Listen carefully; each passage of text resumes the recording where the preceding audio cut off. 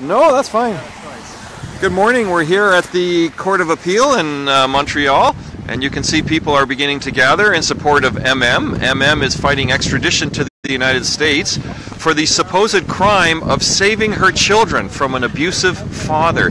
This building looks just a little bit intimidating as you go up those front stairs. And here we have someone who's known MM since 2011. Perhaps you could introduce yourself and tell us why you're here today. Yes, certainly.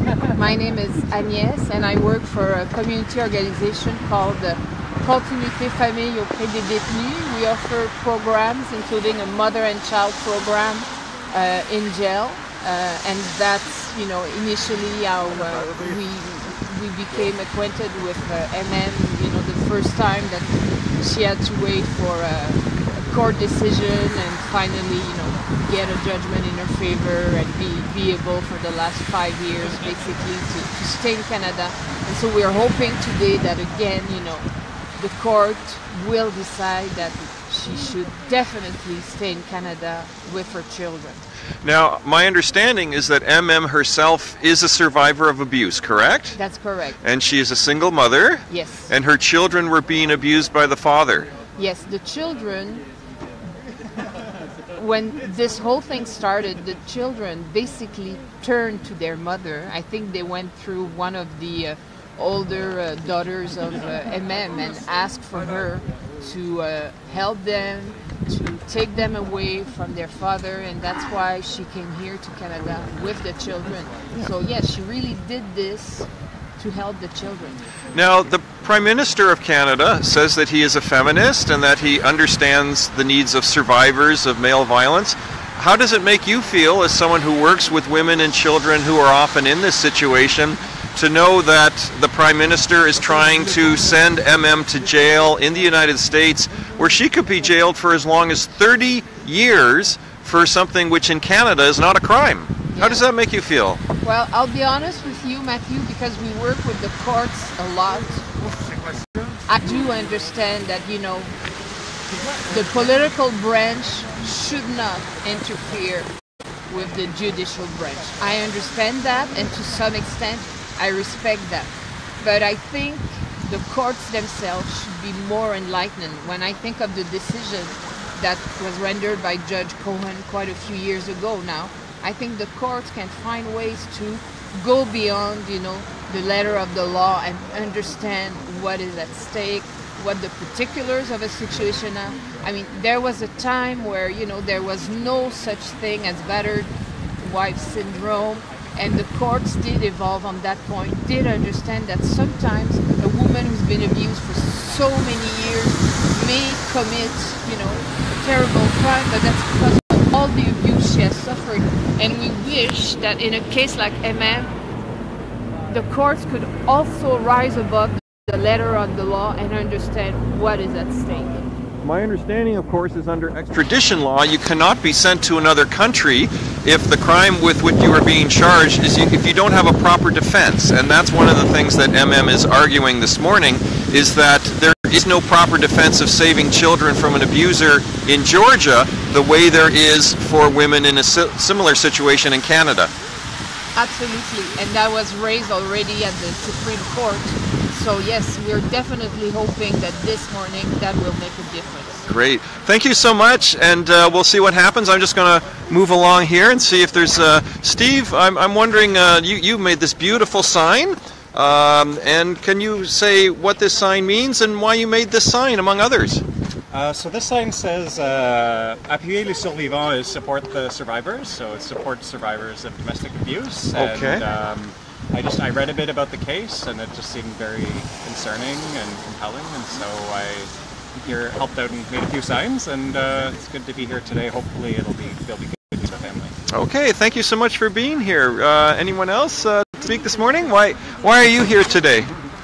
I imagine I'm here for the same reason as everyone else, and in general support around survivors, and also particularly to talk about the ways that patriarchal violence intersects with border violence, and the way that these two systems of oppression work together. Now, I'm glad you brought that up, because oftentimes these issues are siloed as it were. And can you talk a little bit about the gendered way in which border violence works? Yeah, sure. Or I think I think the model of talking about ways that oppressions intersect is a useful way to look at it. So it doesn't mean that. So for instance, if we're talking about the way that survivors face oppression because of that, or the way that in particular women would experience patriarchal violence, it just kind of means that for a woman as a migrant, that will just be experienced in a different way, in a way where that violence is often augmented. So one example. So I'm part of an organization called Solidarity Across Borders. We often support migrants, and so a thing that we very often see is women who are scared to leave their abusers. So maybe it's because they're in the midst of a sponsorship and they're worried that will be ended if they leave their abuser. Maybe they have no status and their partner does, and that means they're particularly financially dependent on their partner because of the added difficulties around finding work when you're non-status. Maybe it means that they're facing immediate physical violence and they don't feel like they have any resources to turn to. So for instance, calling the police would be even more particularly violent. Potentially they would be put in detention and that they would be deported for doing that. So those are all some examples of how when those oppressions intersect, that it augments the violence that already exists. Yeah, thank you for making those connections. A lot of people don't think about that. That you would think that the normal things that you would do, quote unquote, normal things that you would do when you are in a situation of abuse are off limits to you based on your status here in this country called Canada. So thank you so much for being here. And this morning we are here today at the Court of Appeal. And again, for those of you who are just tuning in, we are here to support MM. MM is a single mother and abuse survivor. She's a Canadian citizen, and she had to go to jail yesterday while this hearing was being scheduled. And she sits behind bars this morning in a Montreal prison while we are here at the Quebec Court of Appeal, this very intimidating looking building. And this morning, MM's lawyers are going to be arguing that she should not be sent back to the United States, where if she is tried and convicted, she could go to jail for decades for the simple quote-unquote crime of saving her children from an abusive father. Her children went to her and said, "Save us from the dad." She took them to Canada. They're all Canadian citizens, and this is a family that is threatened of being torn apart by not only the previous Harper government, because this case has been going on for a long time now, but also the current quote-unquote feminist Trudeau government as well. Justin Trudeau is constantly on record of saying how much he supports survivors, and yet here we have a survivor with 3 kids who have gone on record as saying, "We went to our mom for protection. Why is the mom now being threatened with upwards of 3 decades in a U.S. prison if she is extradited?"